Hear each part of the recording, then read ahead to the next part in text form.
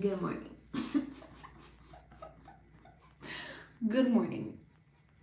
This is me from like bedhead. Which, okay, so I bought this superfood mask. And it's really good for making sure my hair gets healthier. So I just got a haircut. And I just dyed my roots too.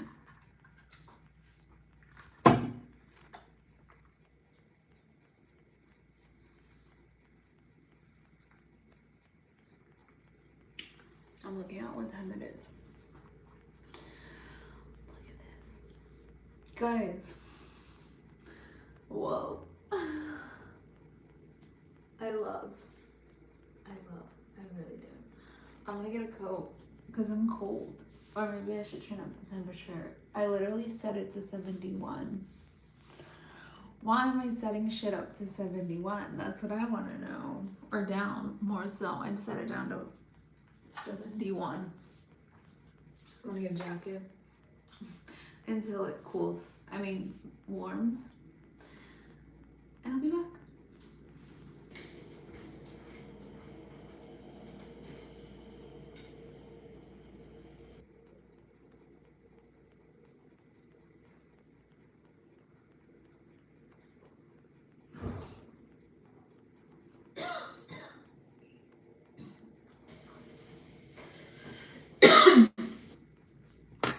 What's up? Hi, my love. I'm cold. Why is the bathroom so cold? I'm about to put some slippers on. I get cold easily. It's weird. Sometimes I get really hot, sometimes I get cold.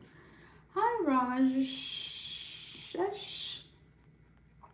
So the plan for today is to put a hair mask.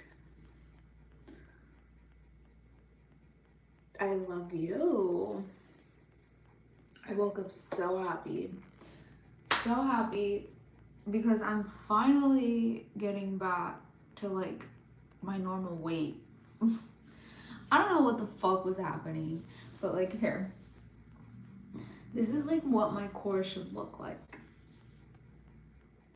I don't know why it looks like this, but you can see like the clear definition, right? I'm also working on my pelvic tilt, so I think this is it. I have like an interior pelvic tilt, which is really when you do like the butt and like your hips go back, so then it looks weird. So I have to train my body to fix my interior pelvic tilt. And I have to squeeze my core the whole day, which like I guess people do that. That's why I wear waist trainers, because I don't like to do that. And when you wear a waist trainer, it's like natural contraction. But yeah, I woke up 5 pounds lighter. It's because I'm not stressed out anymore.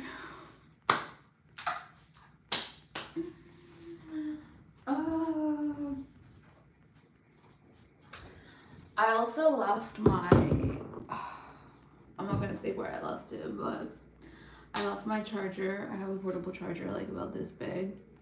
Those are lifesavers, guys. I have a portable charger about this big. I don't know what the brand is called, but as soon as I remember what the brand is called, I'll tell you guys. It's really cool, especially if you have like an iPhone and like a newer wireless device where it charges off the ring, the magnetic strip. You just place it, and it's a lifesaver because sometimes I'm like leaving the house and I'm like, shit, I'm on 20-30% and I don't drive in Miami. I don't like driving, and let's talk about why I don't like driving after I get my charger.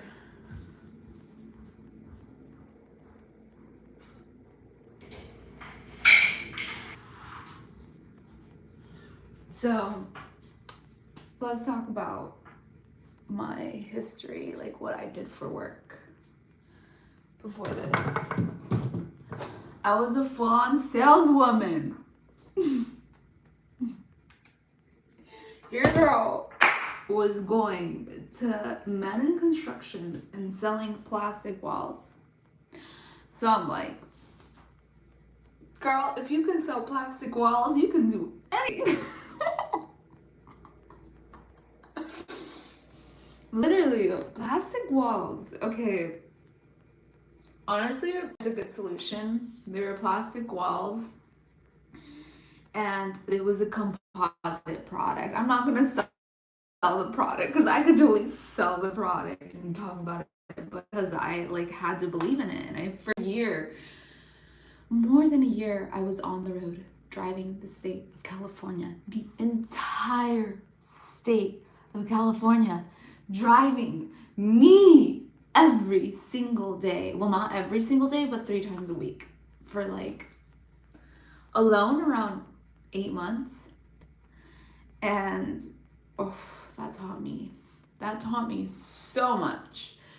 And then going to like expos and just meeting and networking with people that are outside my demographic. Like, obviously I'm a woman, but like most of the people I was dealing with were men in construction. So ever since, I've actually always been in a male dominated environment. Why? I don't know. I attract more men into my life than women. I think it's that women want to compete with women, and I think as far as my friendships with men, like I'm always supporting my friends that are men, and it's a lot healthier of a relationship, even though I acknowledge that like there's attraction, you know, there's always going to be attraction in a friendship with a woman. Personally, if I'm being honest, and I don't know how this works. Like, I don't know, once you're like a public figure, how does that work in relationships? Like, that's difficult because, for example, my audience is mostly men, so I'm like, would that make a future partner insecure? Would they not care? I don't know. But yeah, this is it's called, damn, I have a bunch of hair. So I usually just put water in my hair and I split it and I just wet it. I put some gel, but I'm trying to heal my hair. I've used this mask probably once this week. I use it once or twice a week. I apply it on dry hair, and what I do is I just lather the hair and it sets it up for madness. I also wanted to mention we'll be going live more often. Let me cover my belly button. It's too early for this. Cover my belly button and be a granny or something. Just kidding. No granny. Hair mask, exactly. Gray is my color. Really? Yeah, so I'm planning on going live 4 times for the next upcoming year, just to give you guys a behind the scenes on the book growth. I was gonna do, look, I'm not sure because I'm still conceptualizing ideas about the book itself, what direction we want to take it. I'm creating a logo. First of all, logo hands down. I have the whole concept figured out. So gonna get that going. And yeah, we have all the videography footage for the launch ready to go, as well as the photos. Now anything is going to be supplementary, and of course you already know I'm going to try to do my best. I love your belly button and body. Thank you. You're so sweet. How many times I just want my hair to be fully saturated, because when it's fully saturated, then it permeates the bonds. Permeates is like a word I use really often. I gambled all my money yesterday. Okay, and how did you get to that predicament? Now that you've decided to share, I want to know how you got to that predicament, if you want to continue sharing. I've never been much of a gambler, to be honest. I really like the idea of making money and keeping it and spending it. Well, investing it. That's like rule number one. Once you're able to tap into your abundance, you have to focus on creating streams of overflow. And I think that that's one of the biggest mistakes people make when they start making it in life. They just say, oh, I got 20 grand in my account right now. Like, I'm only paying, this is just an example, I don't know. I'm only paying 5K in bills. I'm just gonna go shopping and spend those extra 15K. Like, I don't know, I'm gonna go to the Gucci store or whatever you do, but like those 15K, or in Miami, it's easy to just blow the money out in a weekend, right? If you really want to. That's the crazy part. Like, there's times I like walk out and I'm like, boom, like easily every day you can walk out here, spend $100 easily. Like, not even doing anything fancy, going to coffee shops. Not gonna lie, going to coffee shops and like taking Ubers and maybe going to the grocery store, $100 right there. So yeah, Miami is a place where you could easily spend it. And when you're able to utilize money to create streams of revenue, it's like you're opening new pathways of where money can meet you. The more pathways you create where money will meet you, the more likely you are to always be okay.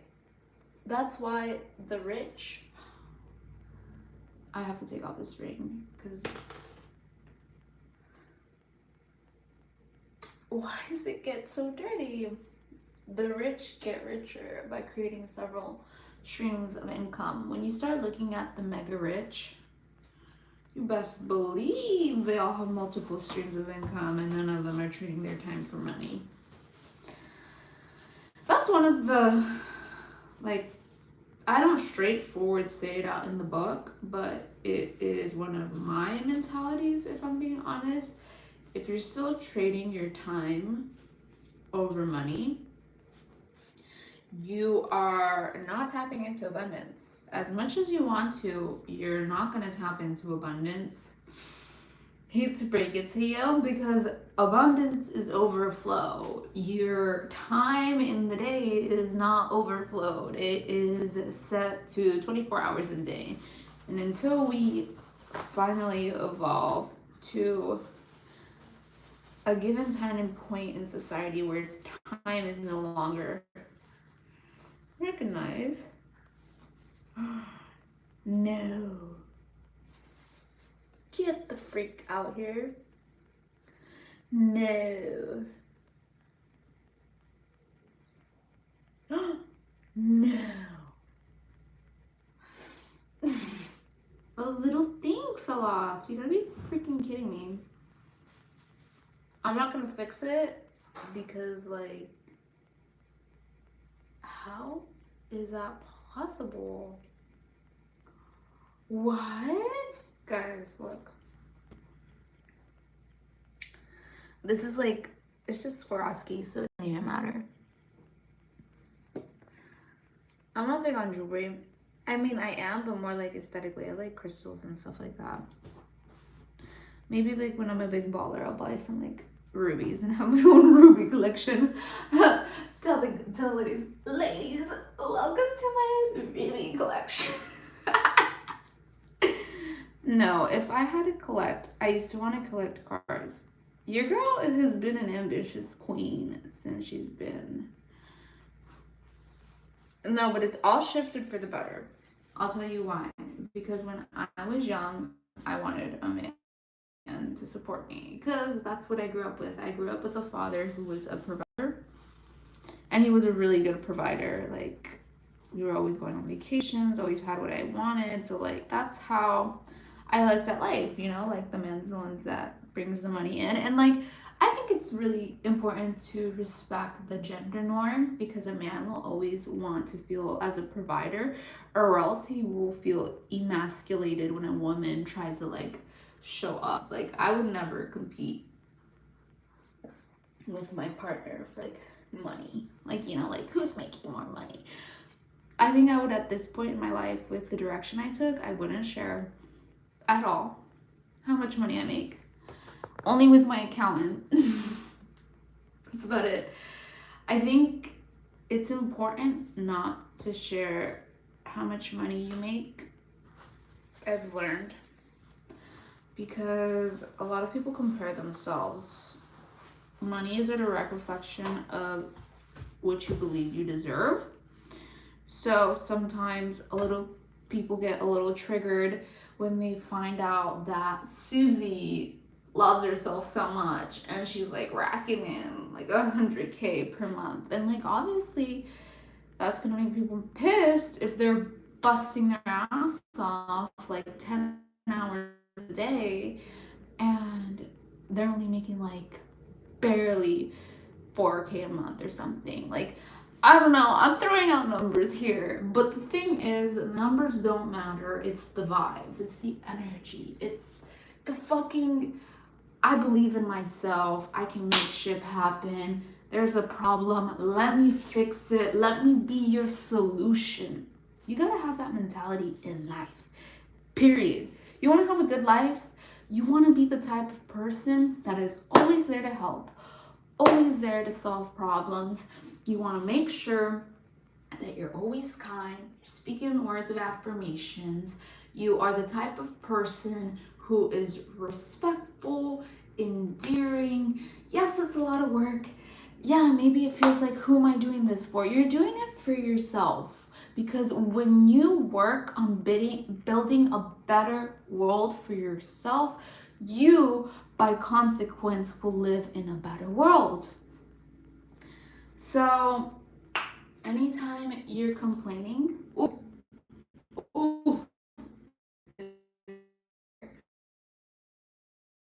little heads, and I want to shake it, and I don't say anything because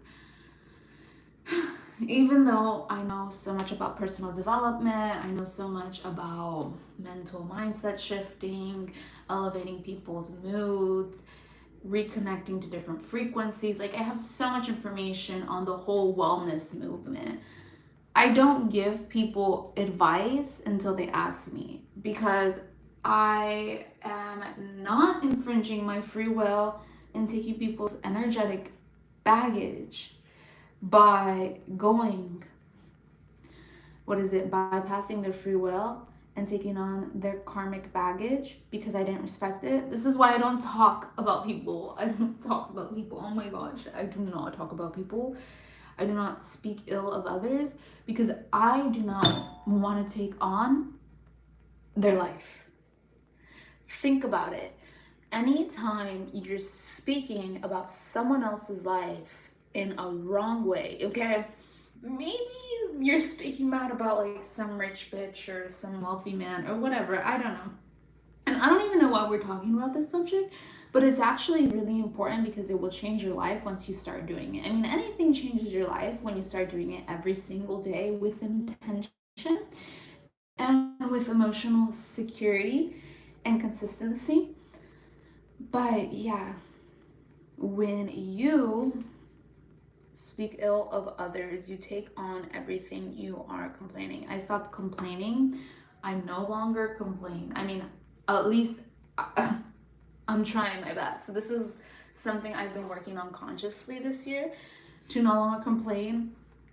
And now I have more of a sovereign environment. Because when you complain, it's like the whole purpose of the book I wrote is a guidance to take people to their authentic self. What does it mean to be your authentic self? It's the version of yourself that came into this world before it was programmed by limitation. That is your authentic self. So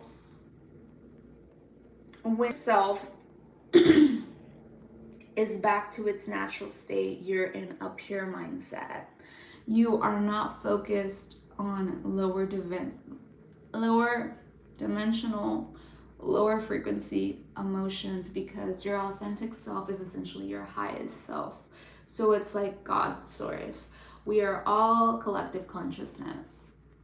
And that's why I used Sovereign Collective as the community name, because whether we want to accept it or not, we're all connected to the same subconscious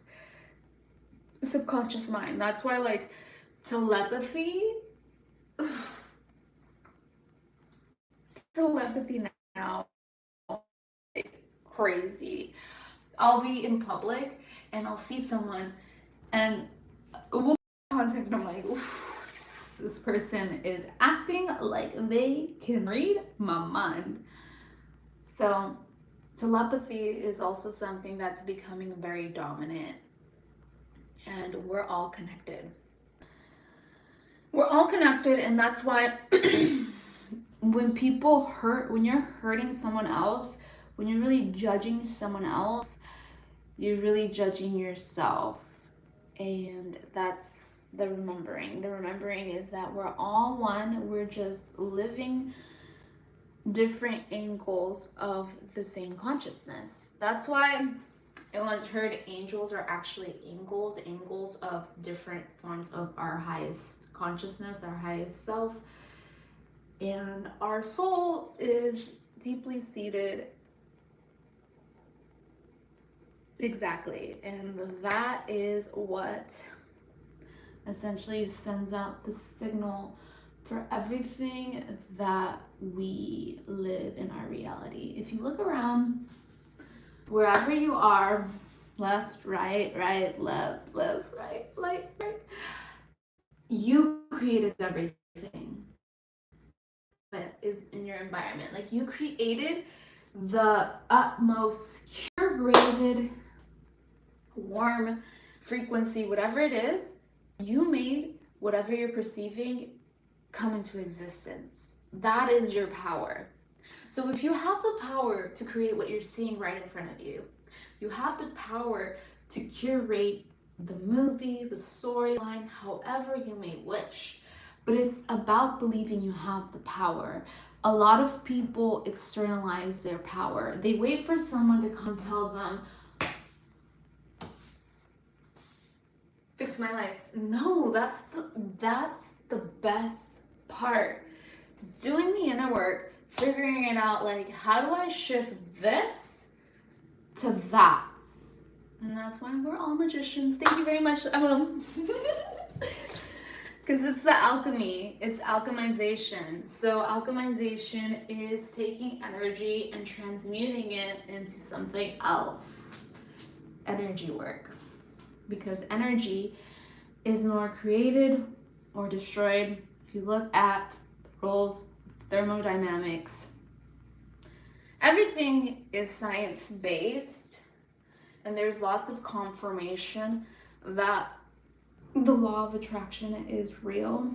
But my platform is a much more further than the law of attraction, because I tried the law of attraction. I would say I tried the law of attraction when I found out about the law of attraction when I was 12. Like, everybody read The Secret, right? Everybody, did you guys see the Netflix show? That was really good. It was like, they're like whispering in the Netflix show. I fucking love that shit. So The Secret was a really good, I think Secret was definitely an initiation movement where people realized that their mind had power. So I think that it was a very good entry point for our civilization, our society, to realize that thoughts become things. And I think that prior to the law of attraction coming out, it wasn't mainstream for people to know what the law of attraction was. So although I personally believe there's so much more to the law of attraction for it to actually make sense, because you're manifesting on autopilot. There's no way to stop manifesting. Like, it's just what you came. You are a creator. You are a creator. You don't have to be, like, if there's any type of identity you want to uptake in this world, I would say creator is the best one, because anything you say I am after is your embodiment of that character. And when you say I am, this is where words become your reality. Let me throw this away. It's crossing me out.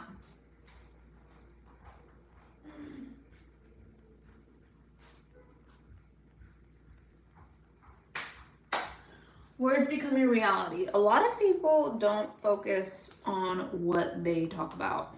That's like a really big no-no. When you don't realize what you're saying, like, I have a lot of guy friends. I haven't seen them in a long time. I ran into one yesterday. Dude.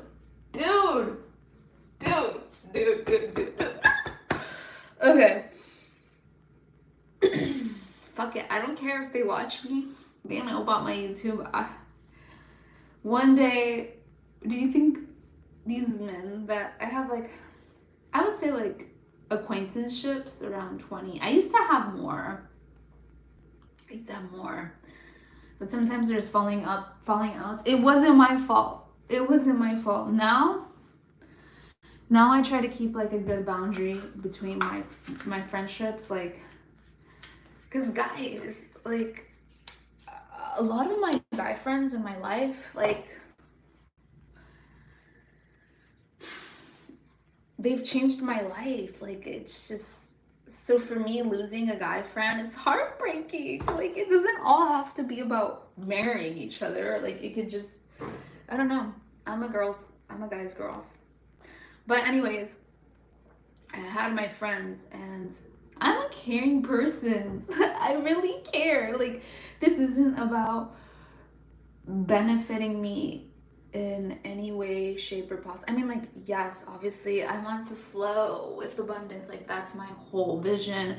That's what I embody. That's why I live. This is what, not why I live. That's what I live, right? I embody the structures and the paradigms that I've set for myself, because I truly believe that once you put in the work, once you decide to truly commit and put in the inner work towards rearranging your self-concept, and not only taking the initial step of committing to yourself, but showing up every day as that identity, then it's like inevitable that everything has to change to match, because your current reality is set to match the frequency and the identity that you're perceiving now. The one that doesn't feel like they're worthy, the one that doesn't feel good enough, the one, like, whatever baggage you're carrying.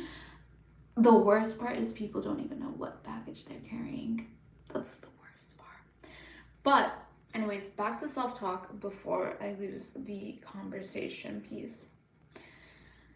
He was just talking bad, like, oh, like he said he was dumb and like blah blah blah, and like I don't know why men have a habit of saying that kind of stuff, but it makes me so mad because it's like, I was like, no, don't say that, like don't call, like I don't like when people call themselves stupid. It breaks my heart. I don't want. We are all freaking children. We are essentially a fragment of God, right? We're like a splice of the source of consciousness. It's like we're the drop. Perfect example. A drop of water. The ocean is in the drop of water. The drop of water is part of the ocean. That's the same thing. It's like you can't take a drop of water out of the ocean and say it's not water from the ocean. Can you? Can you? Like, literally ask yourself that. Can you take a drop of water from the ocean and say it's not from the ocean? You can't. And that's exactly what we are. We are souls that are originated. Aw, hi Heather. Lovely to have you here. Hoping you can subscribe and be a part of the journey. I am actually launching a book coming up. Announcements coming soon in 4 days, and I think you would love it. If you're loving what you're listening to, then that's what's gonna be coming soon. But you can't take the essence of what it means to be the droplet from the ocean, right? And that's what I would want to remind people. People always, like religion, and like I will always say this because I truly respect all religion, even though there's a lot of controversy in religions. I respect anyone who worships their religion because I don't know what their personal relationship is. And if it's something that is truly bringing them back into alignment, that's what matters the most. When you are in alignment, the whole purpose is to get alignment to your highest self. Your highest self is basically your unconditioned soul self that has no limits to create. But how do you get there? Deprogramming. And this is what I cover in the entire book. And I will always go live. I will always go live to answer any Q&As, even just to keep pushing this philosophy in itself. I wrote a book because I think that a book is a great intimate experience where people could take a journey of personal transformation at their own pace, right? Because when you have a book and you're going through a transformational phase in your life, sometimes you're not ready at certain points to hear certain messages. And I think that a book is like the perfect journey to changing your life. I think a very good one. A very good, I wouldn't say it's a spin-off this book, but I really like the concept of how, as much as I thought this book was too simple, I think that it is very foundational, and that's what inspired me to write my book. I read the book, should I bring it? I'll bring it.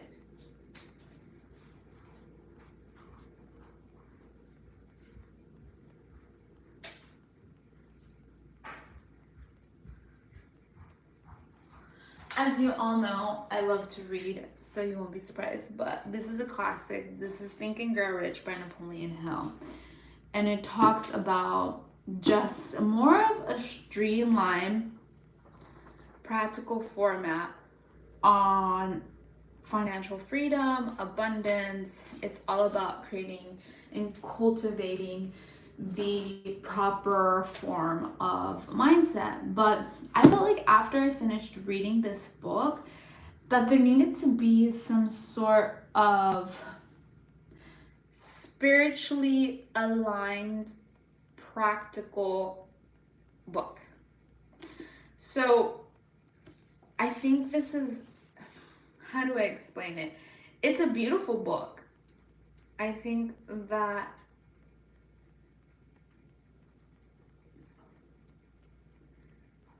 it's completely helpful, but I think it ignores the whole philosophy of self-concept. And self-concept is a really, you've got it, it's really good.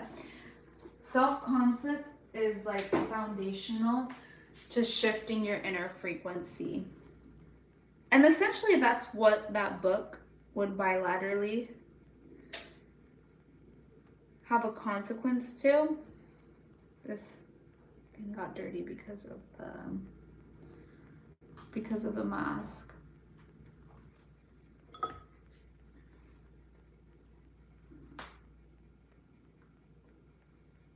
Does anybody else have that happen where like they move?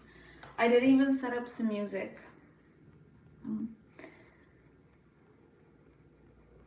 Passion from miles away. Passion from the things you say. Wow.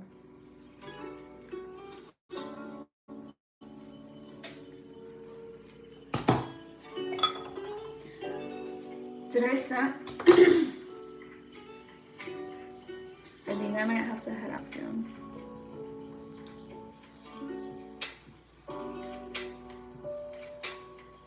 Did I set up this? I don't even know when I set up my memberships. I schedule my classes. Oh yeah, so yesterday I found one of my guy friends. I always run into him.